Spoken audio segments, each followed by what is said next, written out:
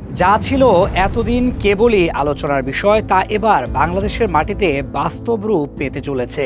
সমস্ত জল্পনার অবসান ঘটিয়ে সই হয়ে গেল সেই মাইলফলক চুক্তি, যা বাংলাদেশকে পরিণত করতে চলেছে ড্রোন প্রযুক্তির অন্যতম এক ভয়ঙ্কর কেন্দ্রে। এখন দেশের মাটিতেই তৈরি হবে 1.5 লক্ষাধিক অত্যাধুনিক ড্রোন।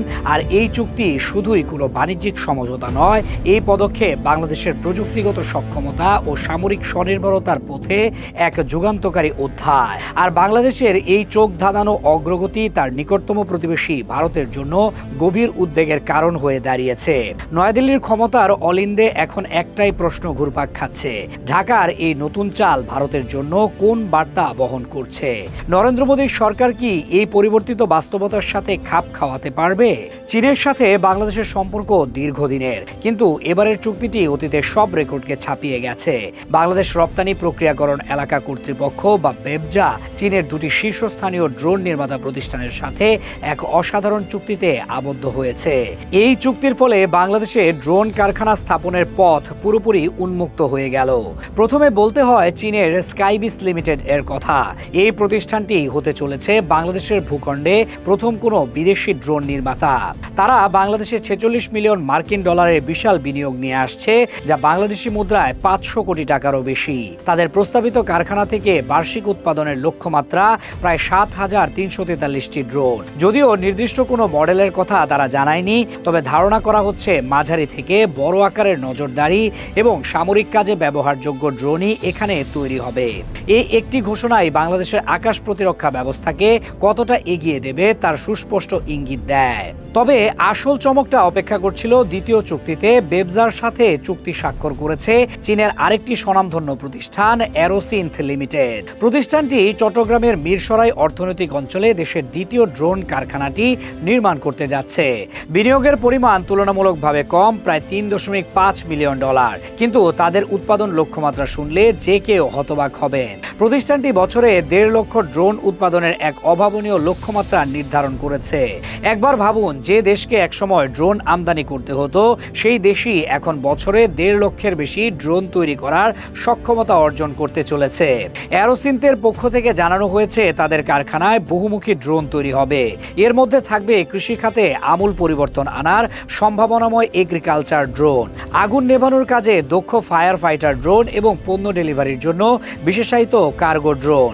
এছাড়াও হাই ডেফিনিশন সিনেমাটোগ্রাফি এবং নিখুঁত ম্যাপিং ড্রোনও তাদের উৎপাদন তালিকায় থাকছে। সবচেয়ে বড় কথা হলো, এই কারখানায় 70 জন বাংলাদেশি ড্রোন বিশেষজ্ঞকে নিয়োগ দেওয়া হবে, যা দেশেই দক্ষ মানব সম্পদ তৈরিতে যুগান্তকারী ভূমিকা রাখবে। এই বিপুল উৎপাদন বাংলাদেশকে শুধু প্রযুক্তিগতভাবেই এগিয়ে দেবে না, বরং দেশের জন্য এক নতুন অর্থনৈতিক দিগন্ত উন্মোচন করবে।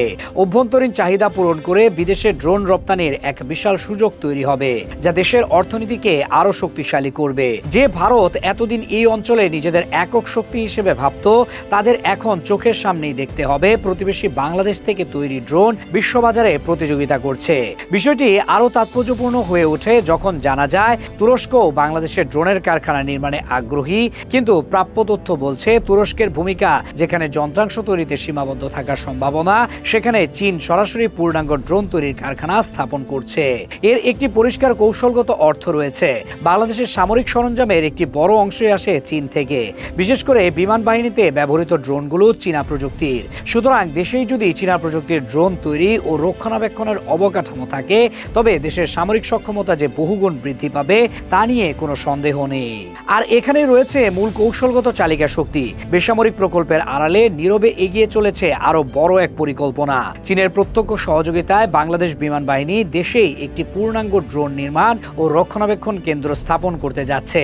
জানা গেছে চলতি বছরের মধ্যেই এই প্রকল্পের কাজ অনেকটাই এগিয়ে যাবে। এর অর্থ দ্বারায় সামরিক ড্রোনের আধুনিকায়ন, মেরামত বা নতুন সংযোজনের জন্য বাংলাদেশকে আর বিদেশি শক্তির দিকে তাকিয়ে থাকতে হবে না। সবকিছুই সম্পন্ন হবে দেশের মাটিতে নিজেদের কারিগরি বিশেষজ্ঞদের তত্ত্বাবধানে।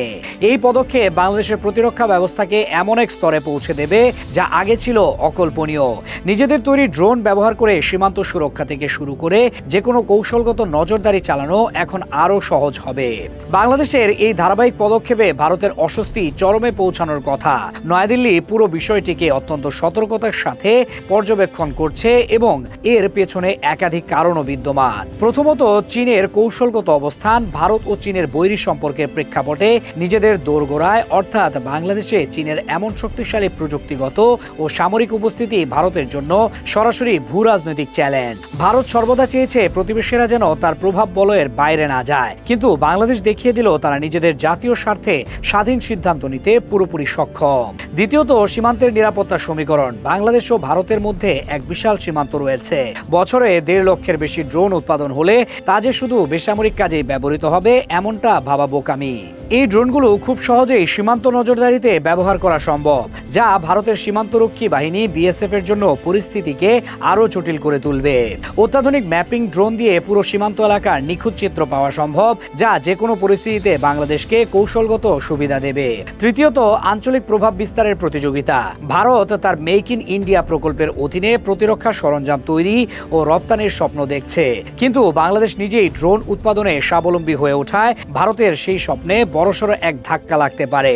পরিস্থিতি এমনও হতে পারে যে ভবিষ্যতে বাংলাদেশই এই অঞ্চলের অন্যান্য দেশে ড্রোন রপ্তানি করে ভারতের শক্ত প্রতিদ্বন্দ্বী হিসেবে আবির্ভূত হবে।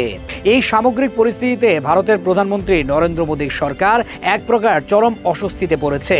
তারা এর বিরুদ্ধে সরাসরি কোনো পদক্ষেপ নিতে পারছে না, কারণ এতে বাংলাদেশের সাথে দ্বিপাক্ষিক সম্পর্ক নষ্ট হওয়ার আশঙ্কা রয়েছে। আবার নীরবে সবকিছু মেনে নেওয়াও তাদের জাতীয় নিরাপত্তা এবং আঞ্চলিক প্রভাবের জন্য ক্ষতিকর। ভারত এতদিন ধরে যে আঞ্চলিক অভিভাবকের ভূমিকা পালন করে আসছিল, বাংলাদেশের এই একটি পদক্ষেপ সেই ভূমিকাকেই প্রশ্নের মুখে ফেলে দিচ্ছে। চীনের সাথে এই চুক্তি এটাই প্রমাণ করে যে বাংলাদেশ এখন আর পরনির্ভরশীল কোনো দেশ নয়, বরং নিজেদের মেধা, সাহস ও দূরদর্শী কূটনীতির মাধ্যমে তারা নিজেদের ভবিষ্যৎ নিজেরাই রচনা করছে। 1.5 লক্ষ ড্রোন উৎপাদনের এই মেগা প্রকল্প কেবল কয়েকটি কারখানার ভিত্তিপ্রস্তর স্থাপন নয়, এটি একটি নতুন, আত্মবিশ্বাসী ও স্বনির্ভর বাংলাদেশের জয়যাত্রা, যে যাত্রার প্রতিটি পদক্ষেপ প্রতিবেশী দেশের কপালে চিন্তার রেখা আরো গভীর করে তুলছে। আগামী দিনগুলোই বলে দেবে বাংলাদেশের এই ড্রোন বিপ্লব দক্ষিণ এশিয়ার ক্ষমতার মানচিত্রকে শেষ পর্যন্ত কোথায় নিয়ে দাঁড় করায়।